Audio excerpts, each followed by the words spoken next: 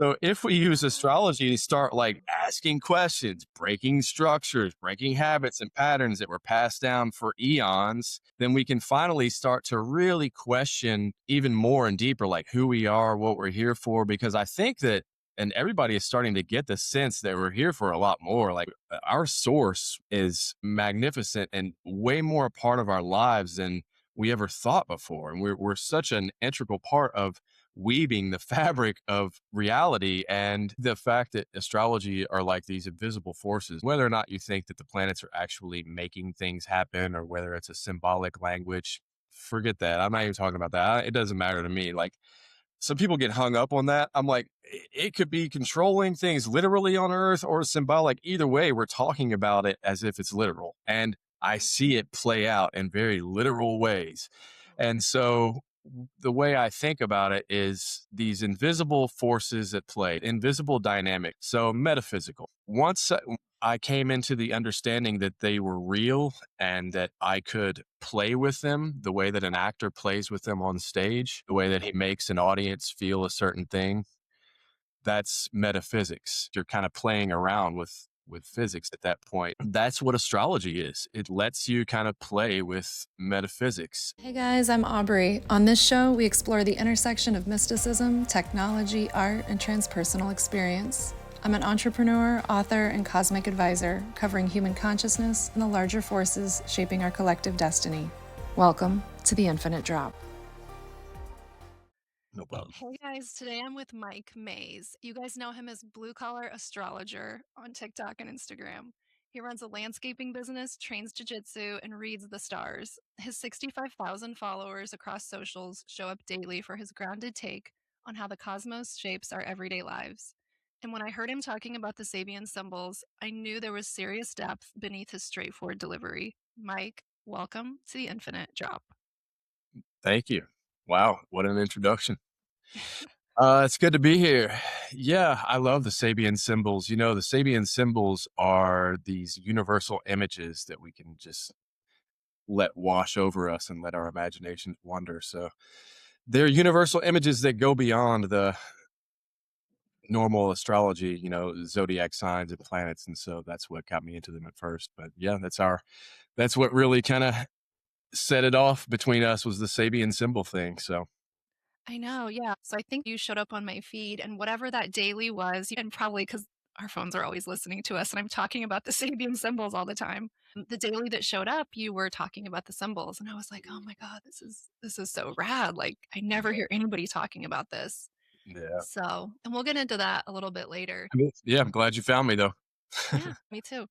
So you run a landscaping business, you Yeah. train jujitsu, there's a bunch of other things, Hmm. and you're an astrologer. Yeah. So how did you first get into the stars? I first got into it subconsciously, even before I even knew that I was going to really get into it, by way of seeing newspaper horoscopes cut out and hung on the refrigerator at my grandparents' house. That was my grandparents on my dad's side. And then my grandma on my mom's side was an Aries, and she had little Aries keychains and trinkets that she would set next to her bingo cards when she played bingo as good luck charms. And so that's what got me into it. Both of my grandmas were Aries, actually. And actually, their birthdays are coming up soon. It's Aries season. So yeah, that's what got me into it. Wow. Okay. First of all, of course, Aries are so proud and have keychains and like have little totems saying they're an Aries. I have 5 nieces, but 4 nieces in one family from one sister, and 3 of them are Aries. Wow. And I'm an Aries moon and Aries Venus. And like I just Oh, like love that I'm Aries. Like I'm just like so proud of that. And it's like super detrimental. So I don't know why I'm so proud of it, but I'm like, fuck yeah. yeah. Fuck yeah, Aries. So that's really funny. That's cool. So you kind of were always exposed to it. Like you would see those little kind of like cheesy ones in the newspaper and Yeah, they had them cut, and I didn't even read them. I just saw them hanging up on the refrigerator. My grandpa, well, my dad's stepdad, but he was my grandpa. He was a Pisces, and so my grandma on my dad's side, she had Aries and Pisces hanging up from time to time, not like religiously. I remember seeing that. Yeah, yeah. and being curious about it. Yeah, Yeah. back in the day, Cosmo magazine for girls, like Cosmopolitan, like such a bad influence on women that are my age now. It's like all it was like advice for how to please your man and wear your makeup. It was such it was like such a bad magazine to like be putting into teen girls' heads. But there would always be horoscopes, and then the newspaper. I was always drawn to it. Yeah. So that's sort of like the first, kind of That like your was first. early on, first impressions, and Mhm. my dad was a Scorpio, and he had a few Scorpio things laying around the house, and so I remember that as well. And then, it's funny, I have a Scorpio 4th house in my natal chart, actually. Later on, though, is when I really got into it in college, and I wasn't sure what my major was gonna be, but I ended up going with English because I was sort of creative, and I had a knack for writing, and once I did that, I started reading these horoscopes in the back of a zine here in town. They're written by Rob Bresney, who writes for freewillastrology.com. And well, it's his website, and he started that. His horoscope was syndicated nationwide for a while. It's not so much anymore. It's hard to find it. But anyhow, I started reading those horoscopes, and it gave me an edge artistically as a writer and as an actor, because I was taking some acting classes too, because I had a lot of humanities electives as an English major. And I noticed that paying attention to my Sagittarius horoscope and Sagittarius sun, I didn't know anything about rising sign. This is 2000, and this is like 2006. 2004, 5, 6 is when I first got into it. And I got into it through Free Will Astrology, Rob Bresney's horoscope column. Mhm. Yep.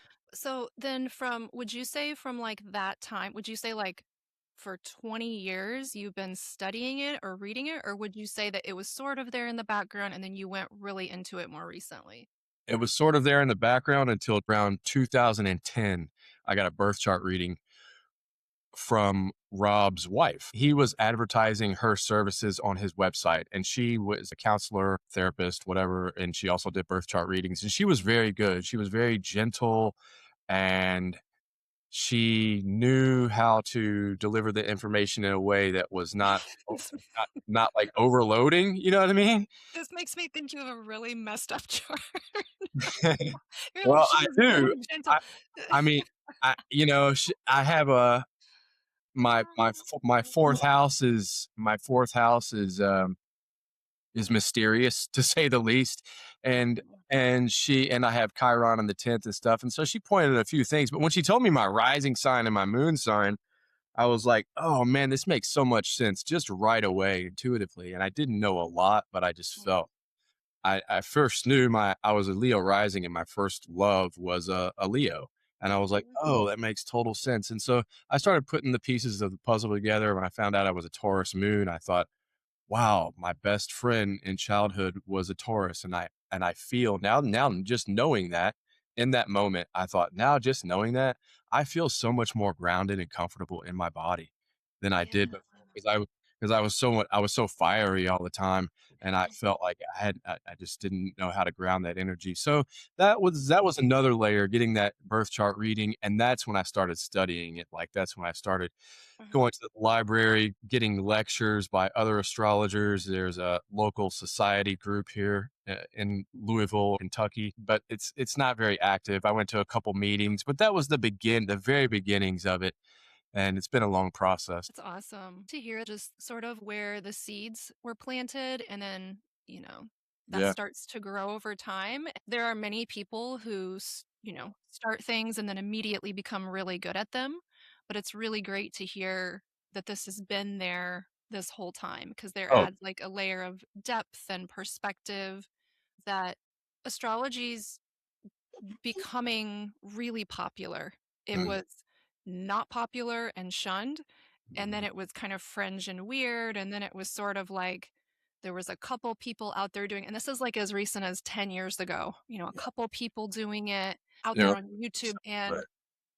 now there's a ton of like TikTok astrologers. I know you're like big on TikTok, but like there's some people that you can tell are sort of more at that first layer, the generic general thing, which is fine. Everybody needs that stage of growth. And there's people that are following them that are at that stage to accept that information.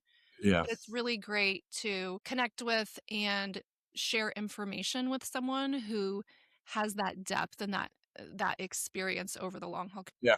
I never really thought about that, but yeah, it's true. And those are the astrologers that I'm attracted to. I mean, I was born with Venus in Capricorn, and so I'm attracted to power, authority, time, maturity, seasoned individuals who, because what I have found over the 20 plus years now of studying astrology is that like I'll be in a 3-year period where I think I know a lot. Mhm. And then 5 years later, I'll be like, I didn't know anything back then. Yeah, Right? it's Right. crazy. It's like you really think you know something, and then and just years later, you're like, I didn't know anything. And I was a it's fool. the I was such a yeah, fool. it's Yeah. the fractals.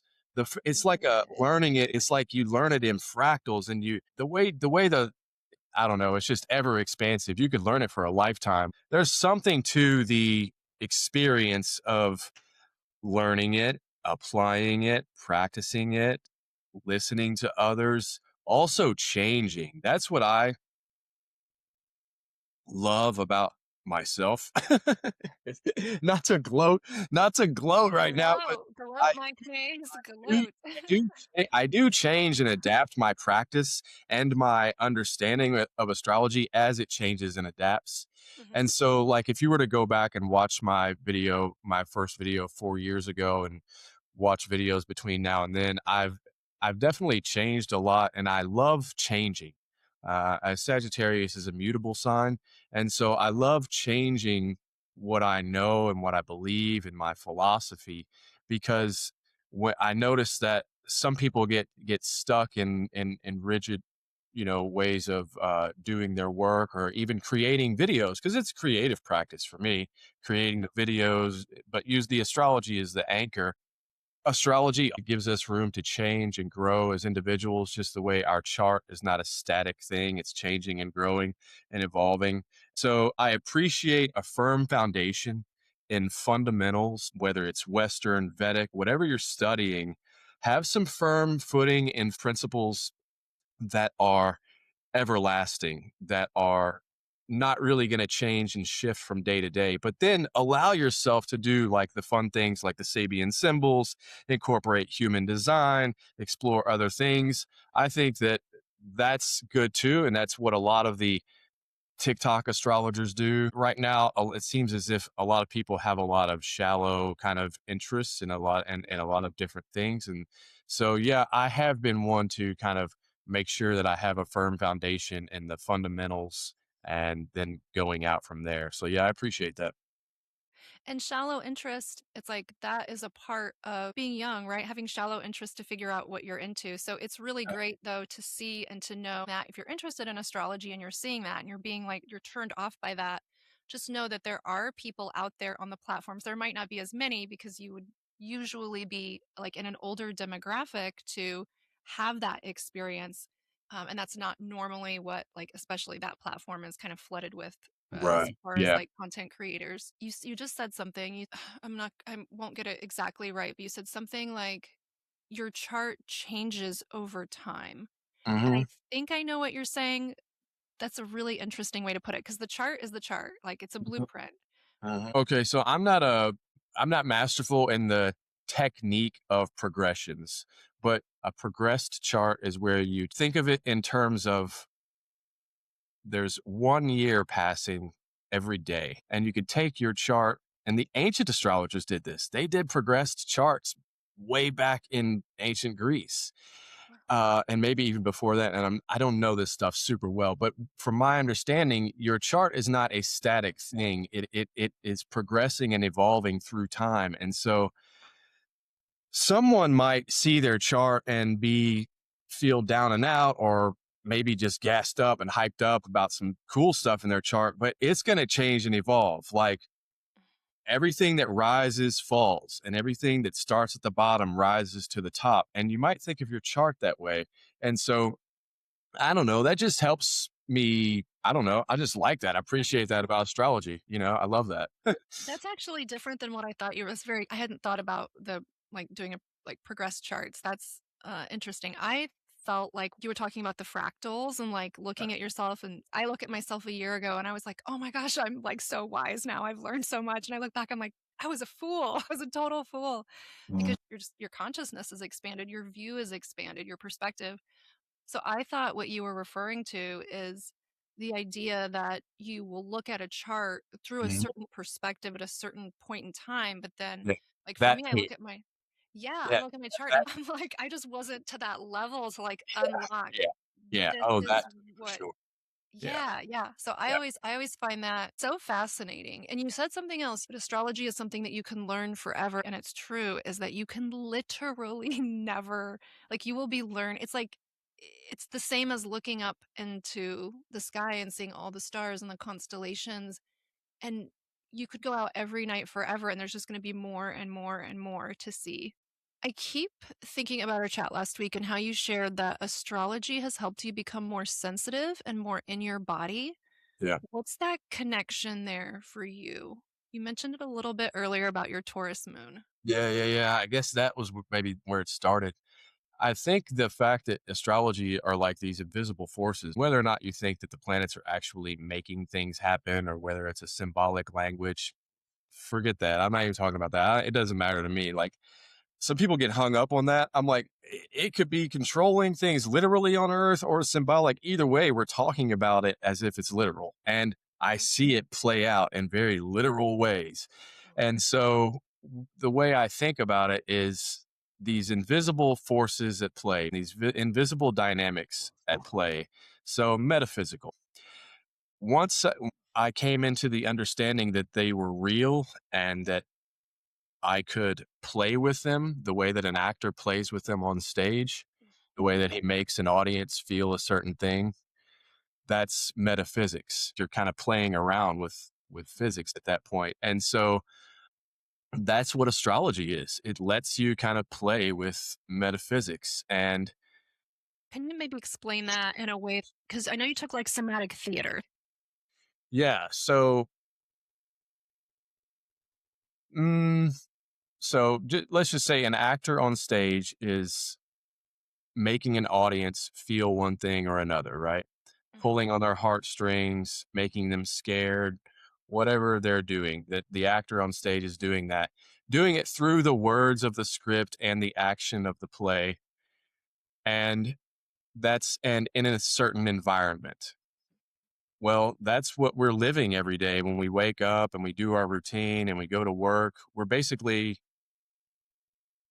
in a play and we're interacting with other people and we're making them feel how we want them to feel based on what we want from them, whether it's our boss or our partner. And whether or not we elicit the response that we need from them is based a lot on our understanding of how finely attuned we can be to each moment and how finely attuned we actually can be to that person and to just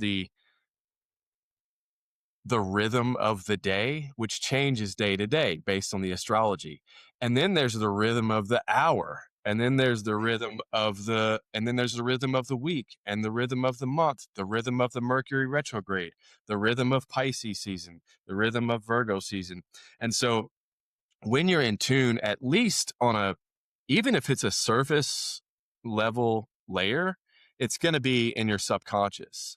And so you're going to be a little bit more in tune than others might be. Now, if you're paying really close attention to the astrology, then you can become like a great actor where you're really able to elicit the responses that you need from others. You're able to achieve your objectives in life. You're able to overcome obstacles in a more mindful, tactful way based on the season or the rhythm, right?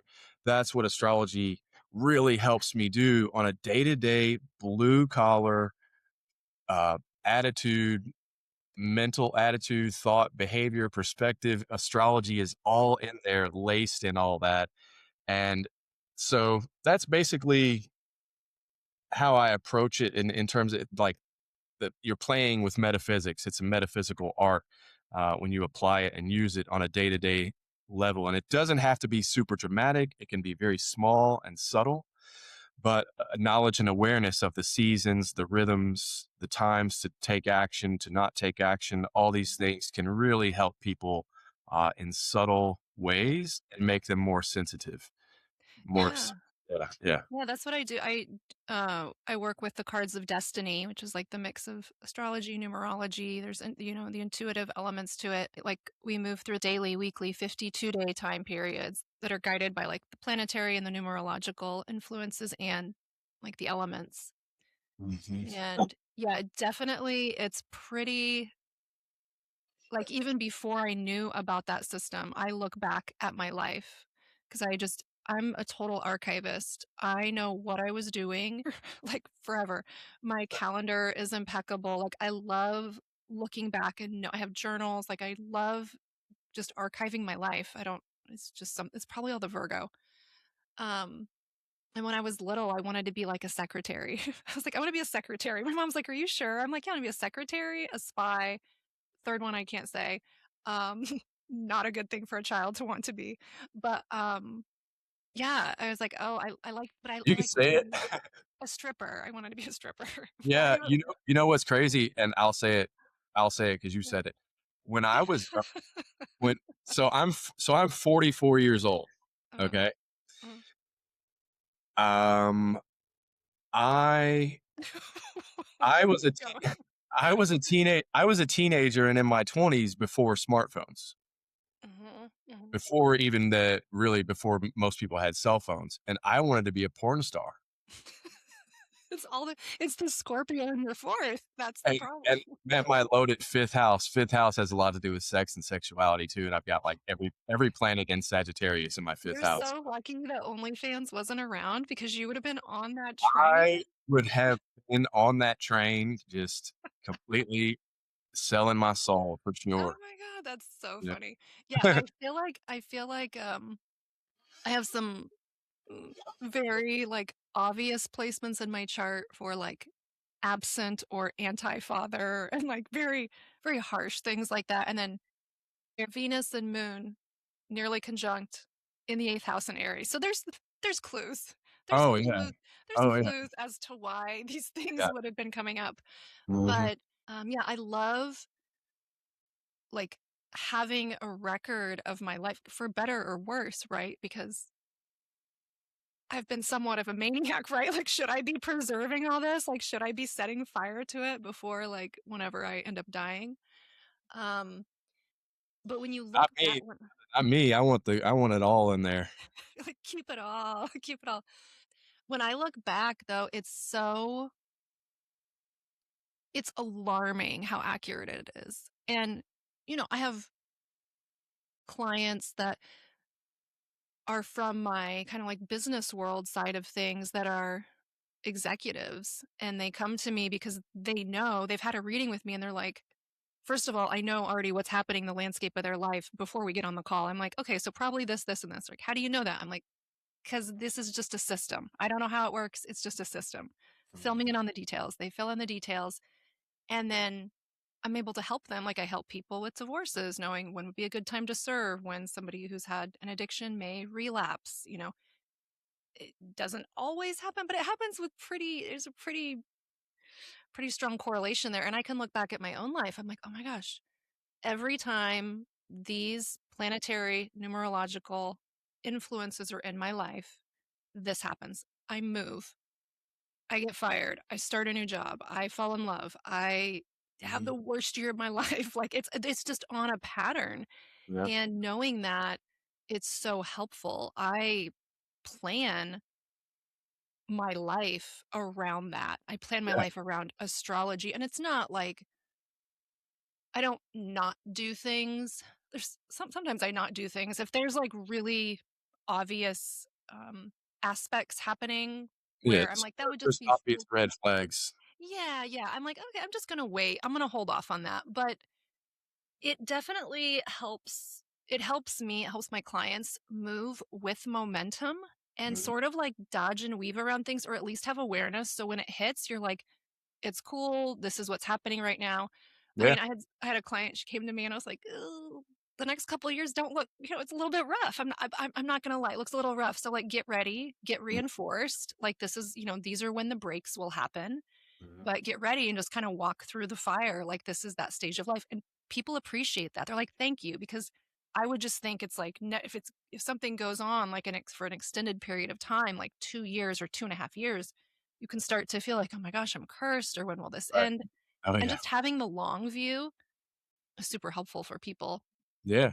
Yeah. The long view helps. And also what's cool about astrology is for me, it gives me meaning. So it gives me meaning to know that there is a rhythm behind this, that there's like a big picture reason for certain phases, and just to have the meaning there as well. It provides me a lot of, I don't know, hope or optimism or meaning. Sure. Yeah. Yeah. Yeah. Comfort. Yeah. I was on a podcast a couple of years ago and I was like, when you have this information, there's things where I'm just like, it's just not what's going to happen. Like, that's just Mhm. not my path. It's going to be something else. It's going to show up in a different way. It's going to be a different thing. And instead of being like, gosh, what's wrong with me? What's wrong with me? It's like, Mhm. that's just not, whatever you believe in, right? I don't even know what I believe. I don't know. People are like, oh, you chose this. You chose to be here. I'm like, I don't know. Seems a little, seems a little abusive, God's like, go down and you will forget everything. And you're going to go through hell and then come back and I'm your father. I'm like, maybe that seems a little sketchy. But maybe it's right. Maybe maybe that is what happens. Maybe I did choose to be here. All I know is I don't know anything. All I know is I don't know anything. So I would say a lot of men, maybe even some of the guys you work with or train with, probably think of astrology as like something that girls are into, or maybe they see it as like a cheat, like a cheat code, like Yeah. to make more money or find a girl. So I'm Yeah. probably definitely overgeneralizing, but also not. How do you see astrology being useful for people, especially guys, if that's sort of the entry point for them? Well, I think it's going to have to start with changing the base root of spirituality and meaning in life. I mean, if someone's coming strictly from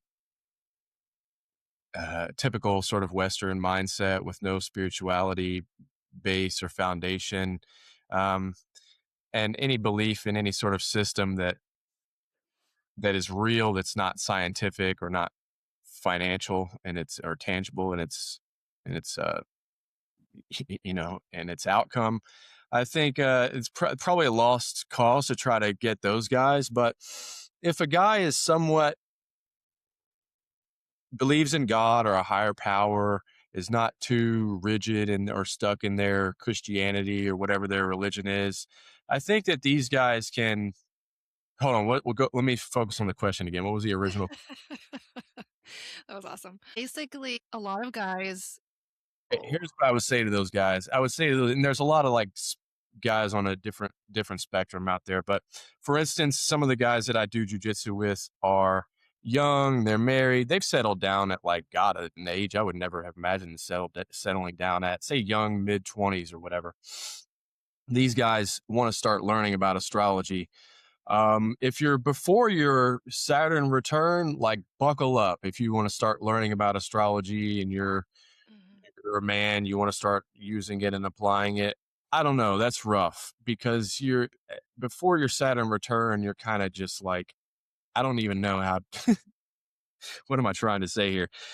If a man wants to apply astrology in his life, he has to have maturity. He probably has to be past his Saturn return this day and age, at least, anyways, Yeah. unless he's gay. So it's like a society nowadays, the 20 something year olds, if they're hetero and they don't have a spiritual foundation, they're sort of, I don't know how to get there. But if a guy has a little bit of a spiritual foundation, I'd say the way he can start applying and using astrology is understand that it's not for his benefit alone.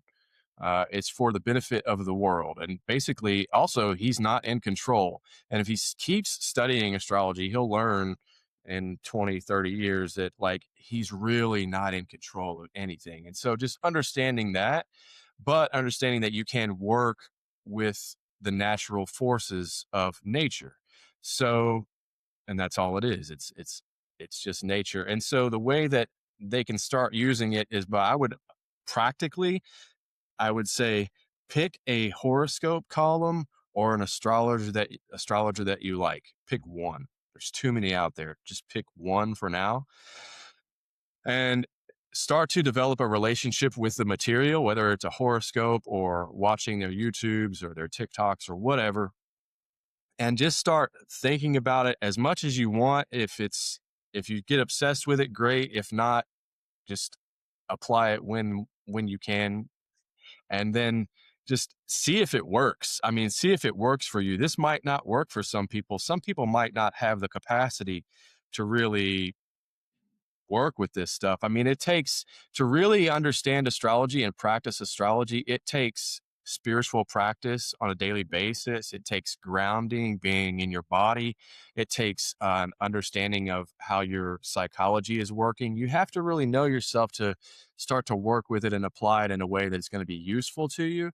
But I would say just start slow, start with an astrologer that you like, and maybe pick up a book at some point, Astrology for Beginners by Roy Gillette or something, just or maybe Chris Brennan Astrology podcast. That's going to give you a lot of fundamental information and learning, and then learn about yourself. Obviously, going in, you're going to be more concerned with yourself. So That's actually a really good point. You have to like learn about yourself, and that is when it makes sense. That's when it becomes helpful. And what you were saying earlier, where you're like, if you're before your Saturn return, like, don't even try. I laugh because I think about my life before my Saturn return and then just right going through it and after. And it was like, oh my God, hot mess express. yep. So crazy. And I think a lot of people, I mean, everyone goes through that. And it is not coincidentally like timed up with who knows what's real actually, but they say like the frontal lobe is not fully formed until 26, 27, 28, right around there. So and who know, again, I literally believe nothing anymore about what we're told, so I'm like maybe, but it does seem to make sense. And before that, like I said, I was interested in those like little cosmo horoscopes. One of my aunts had the like cards of destiny book, like then a relationships book. I was always like, oh, this is so cool. Yeah. But it wasn't like applicable because I didn't know myself and I was not embodied. And so Right. Right. I But that's all it takes though at first is Mhm, just that interest and that spark.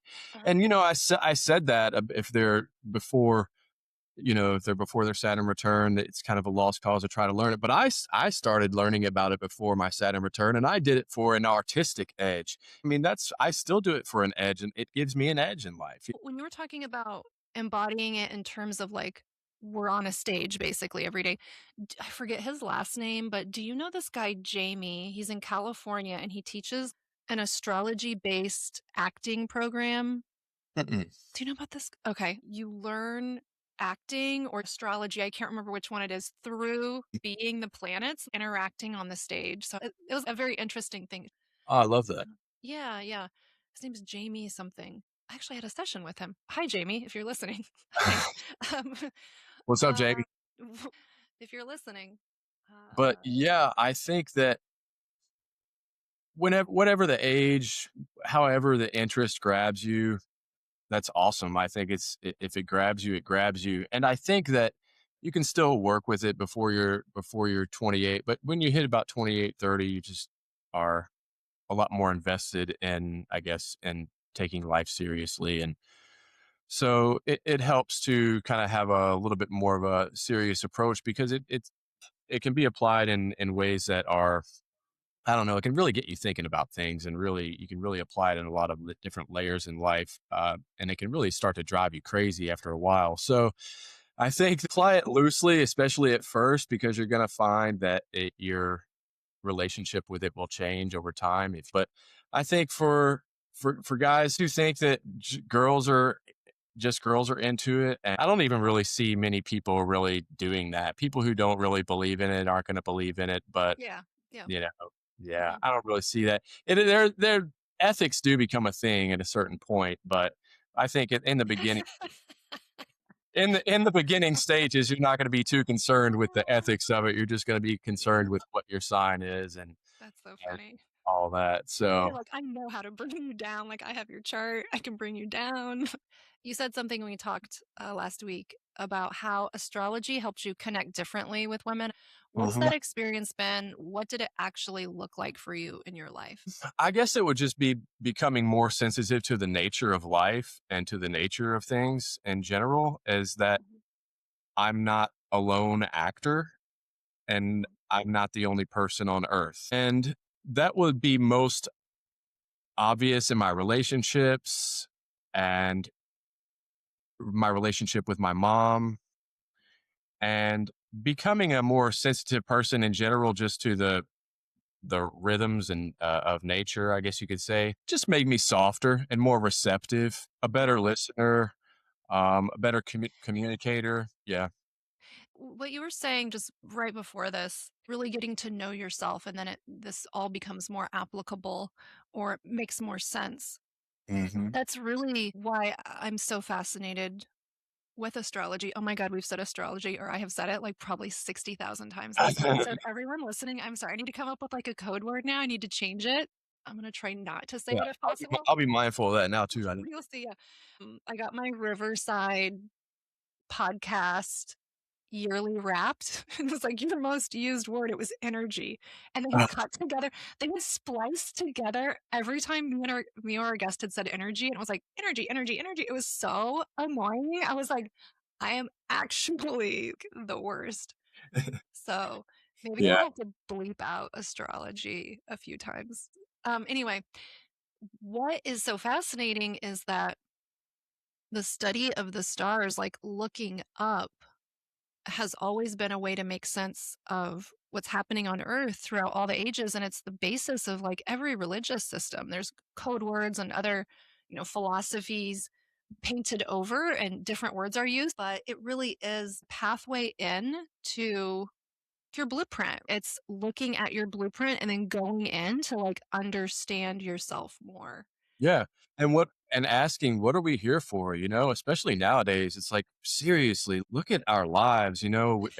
Everybody knows this. We wake up, we go to work, we have these Uh-huh. holidays where families come together, nobody's happy, everybody hates each other. I mean, listen to one Tim Dillon podcast and you're like, God, this is America. This is life that we're in right now. And Mhm. it's like Tim it's Dillon, oh my God, yeah. it's like when we he's the best. So if we use astrology to start like asking questions, breaking structures, breaking habits and patterns that were passed down for eons, then we can finally start to really question even more and deeper, like who we are, what we're here for. Because I think that, and everybody is starting to get the sense that we're here for a lot more. Like our source is magnificent and way more a part of our lives than we ever thought before. And we're such an integral part of weaving the fabric of Mhm. of reality. And so to have that understanding, I think is just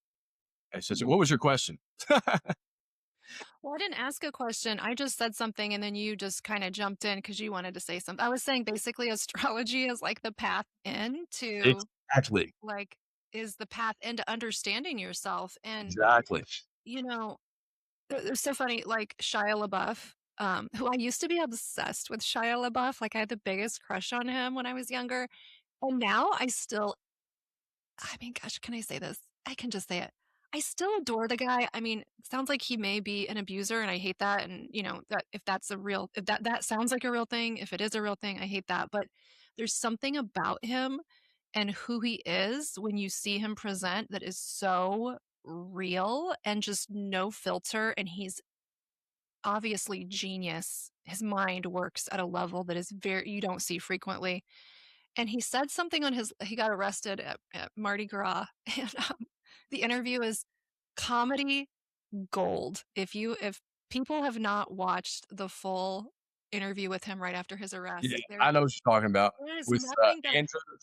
With Yes, Andrew, yeah, there's yeah. nothing better on the internet I've than s- I've seen it. I've seen it. I don't really know Shia LaBeouf. Like for for whatever reason, I'm not a big movie guy. I've never watched, Mhm, even though I'm an actor. I got years of experience as an actor. Like I've never seen many of his movies, and I don't even really know him that well. And I've seen that interview. I know what you're talking about. And I think he is funny, and I think he's really raw. I think he's a little bit eaten up by the alcohol and the money and the Oh, power. yeah. I think that Oh, like yeah. so, but and you know what's funny is I watched that interview and I was like, man, this dude's pretty cool. Actually, I'd probably drink a beer or smoke a joint with this guy. But then I saw this cartoon that was it was a cartoon mocking that interview. And this is a testament to people's creativity, especially on TikTok. It's like people can take something where it paints a picture of someone like that interview with Shia LaBeouf, where he looks kind of cool and rough and kind of smart and interesting, you know. But this cartoon makes him look like a complete fool because it like He takes is, he is. That's what's he so is like great. He's a yeah yeah yeah. maniac. Like, So I I'm not see putting him on a pedestal. I just think he's a well, maybe I am like a that specimen, a pedestal he's as a just specimen. he's like anyone else nowadays who has a clue and is catching on to the fact that you really just have to be yourself all the time, even if Mhm. you're a complete idiot, because you'll be able to like work past that. Like, and Oh, yeah. astrology can help with that too. Is like you learn things. I said it. Sorry, didn't mean to say it. But what we're talking about can help with that too. Is you can learn things about your sign, and then you learn things about the shadow part of your sign, Mhm. parts of yourself that you didn't know that you should watch out for, and now you know that, and it's more awareness, and then you can apply it in in daily life. So Mhm. Yeah. I forget why I brought that up. What was I gonna say? Uh, I I can't remember, but yeah, there's definitely right now, even if I didn't have like the echo chamber and like being like in a screen and like on social media, just being out in the world every day, I'm like extremely sensitive, intuitive, like Mhm. I know when things are gonna happen. I get like a ping. I'm like, they're gonna call in like three, two, boom. It's like, Mhm. and when I'm out in the world, I can tangibly feel the fabric of reality is becoming looser. Like Mhm. if we're in this quilt, like I'm not outside of it. I'm not in the foreground. I'm not in the background. I am in the quilt. And it just feels frequently like I am on a low dose of psychedelics, but Mhm. I'm sober and I'm out in the world and I'm like, whoa. And there's times I have to sit down or I have to really ground. I bring that up because I don't know it's the answer, but it seems like what is most beneficial right now is being yourself, Mhm. and not like projecting what you want people to think, but like actually having whatever the practice is, movement, prayer, meditation, whatever the thing is for you, like running, whatever someone has, making sure that you have time where your eyes are not looking at a screen and you don't have like a podcast or music or something going in your ears and like having silence and getting back into your body because most hours of the day our consciousness is being pulled into right now a screen. Mhm. Maybe, I mean it seems like it's going this way that eventually it'll be, you know, will be in a layer, right? Like more of an AR layer, augmented reality. And so it's just so critical every day to like pull back out of kind of the metaverse and be in your body. I Yeah. think to have success, like it's, I have a Oh, new book out called Human in the Machine Age, and it's all about the subtitle is A Blueprint for Reconnecting to Your Body's Wisdom. And it's super short. You can read it in an afternoon. Like, wasn't trying to like weigh people down with a bunch of intellectual knowledge. It's just short and it comes with guided visualizations. There's curated soundtracks so people can move their body. And then there's 51 journaling prompts that go with 7 different sections in the book. nice. And the whole point is for people, we have a book club going right now in the first week. It's just really interesting, like hearing people's reflections of like, oh my gosh, I literally am never without a screen, even when I'm in the woods, even I'm listening to a podcast. Wow. And I think that's the majority of people today, to be very honest. I think the majority Oh, of people have a screen, either their screen in yeah. their car, they have a TV, and Yeah. it's just so critical right now to just make sure that you are still in your body and you have awareness of that and you're making decisions from that perspective, Mhm. because so much of our decision making is filtered through and affected by what we're consuming, and we're consuming at a rate that we never have before. When I'm out, and I'm just noticing like the feelings, and I'm, okay, I'm not going to go in here. Like ooh, there's something weird over there. Like I'm going to sidestep here. I'm going to be here. And with like the people that I choose to spend time with, I'm also noticing like, where am I, how do I feel? Right. Mhm. Where am I able to express fully, or where do I kind of catch myself like pulling back on that expression? And Yeah. just more and more, I feel that that's going to be really important to have a hold on that and a handle on that, Mhm. especially as the world moves towards ideas or plans like Agenda 2030 or whatever movements are kind of gaining momentum. It's just Mhm. important to maintain that individuality and like your actual human perspective that is not filtered by anything other than you and like you and like your connection to the Oh, field yeah. that you're in and Oh, yeah. not be So mediated. there's so many voices now. It's so important to just get silent time from time to time and really just listen to your own freaking thoughts. Hmm. It definitely takes a while. I've noticed, I would say it's in the last less than a year, I have just started having more of a sensation in my frontal lobe, and it feels like almost like a pulling sensation. Mhm. And I've thought like, "Ooh, that's not good." Like, "Ooh, I don't know if I like this." Because what it feels like is that my frontal lobe is changing Mhm. and that it's wanting to pull out in some direction, like I'm being pulled forward. Huh. And I'm like, "Oh, I need to spend less time consuming." Like Yeah. my brain is like reaching for more, and I can physically feel that, which Yeah. I don't think Wow. a lot of people feel that, but Yeah. That's I'm just incredible. like, "Oh, whoa, whoa." I'm like, "Whoa, whoa, whoa, whoa." I Like, can I no, can no, no. I can sense it as you're talking about it. Yeah. And it's a bit dystopian. Like, I don't know if I want that. I Yeah. actually I'm 100% sure I don't want that. That's a sensation I don't want. I want to be in my body. I want to, and not just be at the front. My clients that I work with people monthly. I work with men in a program called The Mirror, and I work with women in a program called Cosmic Clarity. It's the same program, but it's approached a little bit differently. But anyway, there's most people that I work with, there's a repeated, like a need for like multiple reminders to pull their like physical awareness into the back of their body. Oh, yeah. I'll feel their energy just right up at the front or almost they're out of their body and their energy is in front of them. Yeah. And I'll have them close their eyes. I lead them through a visualization, and we're like kind of pulling that anchoring back into the back of the body, especially for men. I'm like, Wow. whoa, dude, like you gotta come way back. And then their voice changes. Huh.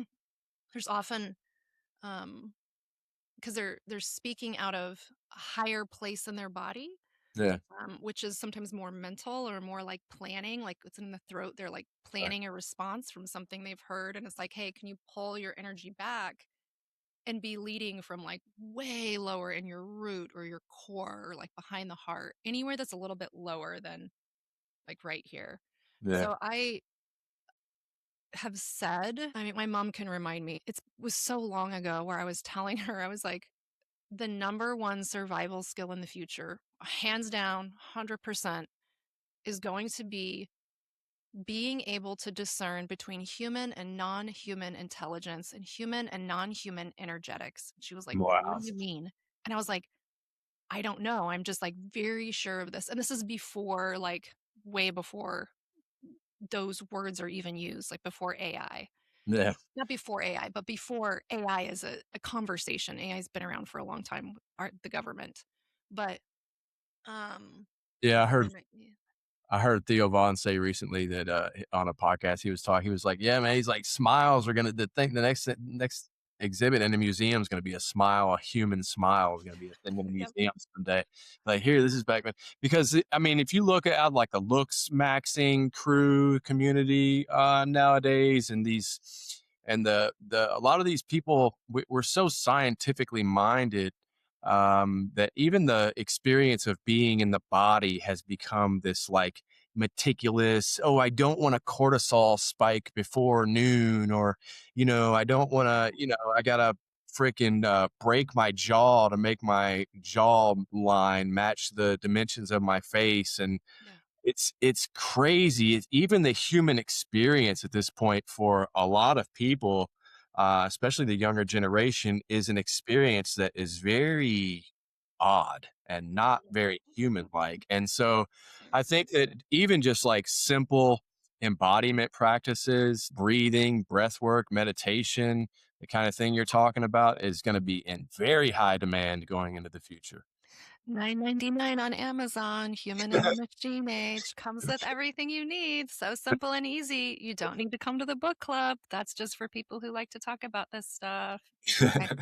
Um, let's talk about the Sabian symbols. So that's why I reached out to you, and Yeah. I'm interested in this. So I am like very newer to this. This is like in the last year. This is one of my little rabbit holes I go down when I have free time. I'm just really fascinated with it. So I'm not an expert. I know you're not an expert, so I'm not like asking you to be that in any way, but it sort of seems like, and the person I've like learned pretty much everything about it from is James Burgess. He seems to be like the OG on this. At least he has a lot of like a ton of information on his site. Yeah, yeah. And basically, the way that I see it is every point on your birth chart. And if you haven't seen a birth chart before, a birth chart is just a circle and it's divided into 12 slices. And there's just points on the circle that show where certain celestial bodies or certain astronomical calculations are based on where you were born and the time you were born. So it's just like a circle with dots and lines on it. So those are numbers and they have glyphs like that associate with the celestial bodies.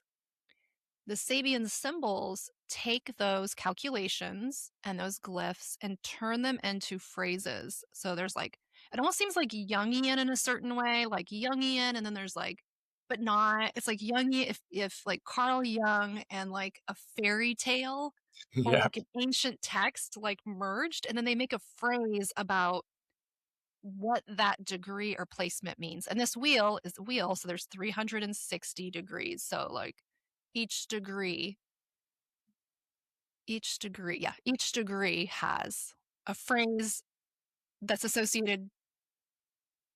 Gosh, how That's there would it. be thousands, right? Like thousands of these phrases. Am I wrong? No, No, there's just there's just 360. there's 360 of them. Oh yeah, okay, because the Yeah, degrees go through the science. Okay. yeah, yeah. I'm like, 300. how there could be thousands? And you're like, no, there's just 360.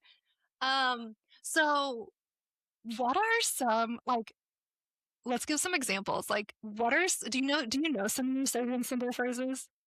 Yeah, you know what's crazy is I own a lawn mowing and landscaping business, and my Neptune is at 20. So okay, so with the Sabian You symbol, have the lawnmower one? the lawnmower one, No, I've seen the that fat, one. the fat boy on a lawnmower mowing his lawn or whatever. Time out. No way. That is so fucking cool. Okay, Yeah. so my sister, I point because I always point. She lives next we live next door to each other. So my sister is like obsessed with American history. She's also Catholic. Two of her Sabian symbols are the Pope, and her other one is Daughters of the American Revolution. And she's like, she literally loves to go, like, we're in Nashville. She loves to go to I like, know those two. I know the Daughters of American Revolution. I don't know the Pope one. I've probably seen it, but I don't remember it yeah. off. Yeah, yeah. And like she has a very wholesome, beautiful life. Like her chart is legit, like just so nice. In the cards of destiny, she's a four of hearts, which is happy home and marriage. Like she's just, and her husband's the six of diamonds, financial karma. He's got a wife and four daughters. I'm like, dude, you fucked up. You fucked up last time around. He's like laughing. I'm like, probably messed all them up in a last life. But her phrases, when I read them to her, she's like, this is my life. I'm like, I know, it's crazy. Yeah, So yeah. mine feels super dramatic, which is not surprising at all. They're all like, totally like way out there, a lot of travel, a lot of adventure. What's your Um, rising one? my rising is Virgo. Let me look up mine really quick. Mine's the bareback rider. I really love my rising one. It's the bareback circus rider. Oh my God, that's great. I have a circus thing in mind. Mine is my Trinity point Actually, there's 2. So in this system, every degree in the zodiacal wheel also has minutes associated with it. Yeah, so you always have to round up to though. So it get Yeah. yeah. Anyways. Yeah, I was gonna say that, like, my Yeah, you were getting into it. You were talking about the minutes. yeah, so my Pisces Mercury is actually at, like, 17 degrees something, but you have to round up. It's, like, 17 degrees and some odd minutes, so I go up to 18 degrees. Yeah. But my Mercury is, in a huge tent. A famous revivalist conducts his meeting with a spectacular performance. I know that one. Yeah, yeah, yeah. Yeah, and I have a No. podcast, and I love to Yeah, chat. I'm like that person. yeah, and So that's is that Virgo? that's What's the sign? my Mercury is Pisces. Pisces. Okay, yeah, yeah. I know that because there was recently something happened at that degree. It was, like, last week or 2 weeks ago. It was more Yeah, I remember. what is as a 5-degree Pluto today is conjunct my 5 degrees Aquarius vertex, and Saturn is conjunct my 6 degrees Aries moon in the 8th. So I've got, like, straight hits. So Pluto's conjunct your vertex right now? Pluto's conjunct my vertex in the 5th, and What was the other? Saturn is conjunct my moon in the 8th, and I have a bunch of, Like, like, that's crazy. basically the last, like, oh my god, I don't know, Saturn conjunct your moon? Wow, and your eighth? in my 8th. Are you okay? I feel great. I feel Okay. great. So listen, you know what's interesting? Do you know a guy in Kentucky called Astrophil? Got He's this. a locational astrologer. I had him on the show. I forget what episode it is. I need to put you guys in touch. Phil said to me a couple years ago, he's like, "You're coming up," and now is the time that he was referring to. "You're coming up at a moment. It is just so intense. I almost see you looking up with this suitcase, this bag of karma that you've been carrying, and you just walk up and you hand it in and you actually get a new bag." And he's like, and you like it just completely clears out.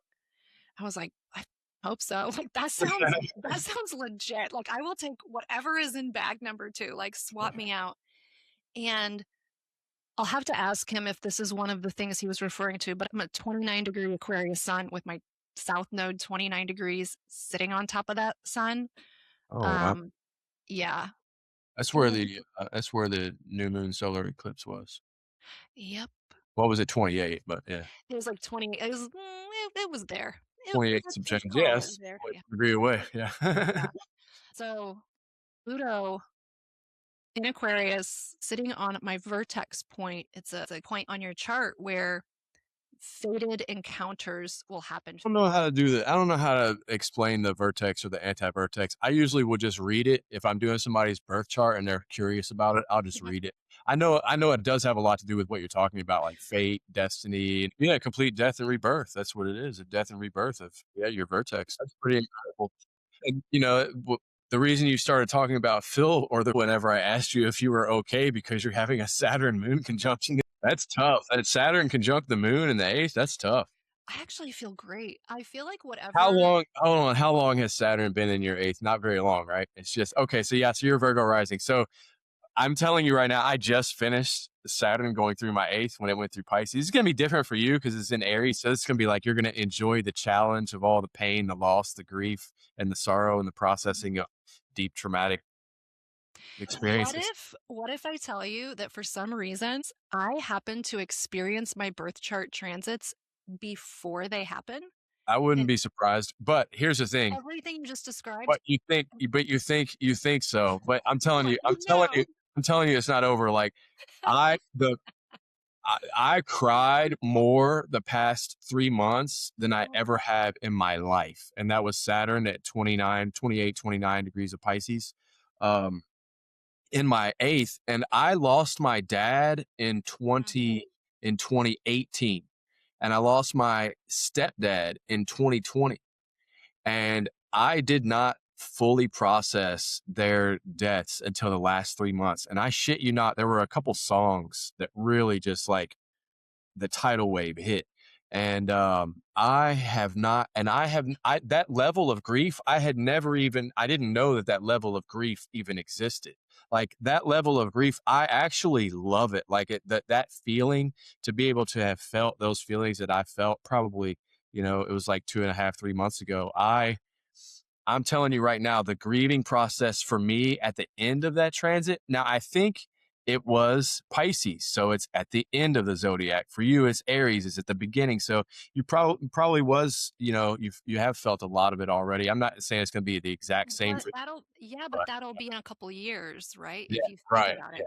yeah, So, but yeah, I got the taster of it the yeah, last year. The themes are like right on the nose. I'm like, oh, like right on the nose. I'm like, okay, I'm fine. You're like, just wait till the end. Just wait till the end. yeah, Um, I even tracked when Three Eye Atlas was kind of coming in and going through. Like now, Three Eye Atlas is like out towards Jupiter. I'm guessing right now, but even at the like points that Three Eye Atlas was hitting was like direct hits on celestial bodies in my birth chart, and I was like, what? Like there's mm, just a lot of like this time period. I happen to have a lot of just super direct hits, yeah, and I definitely feel that. I'm like, so yeah. Are you documenting it? I document everything. It's good. I document everything. Yeah, it's quite a lot. Yeah, back to the Sabian symbols. My unity point, which there's Trinity points and unity points in the Sabian symbols.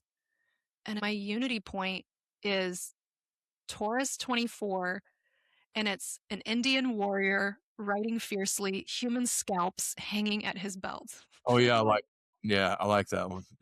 definitely fiery, definitely direct.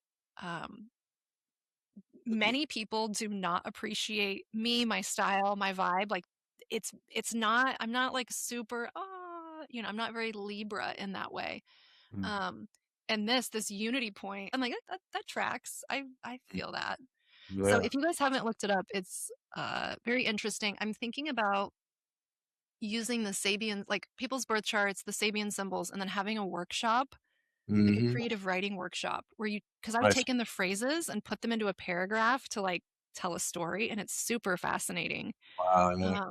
Yeah, I because I have, used to I used to do w- so there was like probably I don't know, maybe about a 4 month period where I did something where for people that I love and some of my friends, I made I wrote down all of their placements, their planetary placements, and I wrote the Sabian symbol beside it. So I drew the little glyph like for the sun. I would draw the little glyph, and I would write like 14 degrees of Virgo or whatever, and then I would write the Sabian symbol after that, and I would do it for every planet in their birth chart. And I did that for my friends and a few people that I love.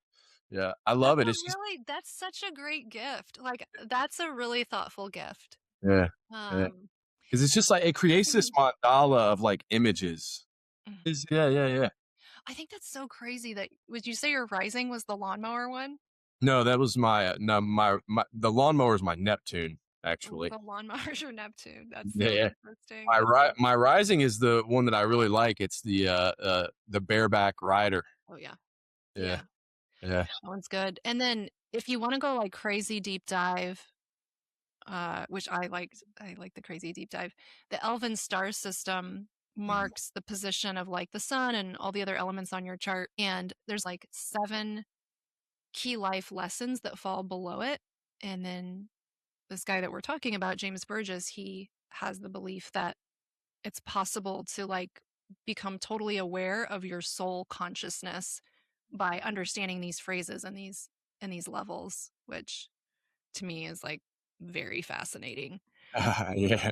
Um, is there anything you want to share? I feel like we've gone pretty deep dive on this one. Anything you're working on that you want to share about? Any thoughts about the astrology we're in now? And do you see anything coming up? Yeah.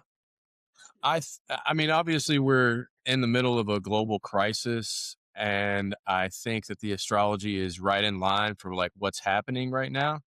And I think that it's important to know that we're in for some serious global changes and to just be aware of that. Serious as in like very impactful in all of our lives. Is having Saturn and Neptune conjoin at 0 point of Aries.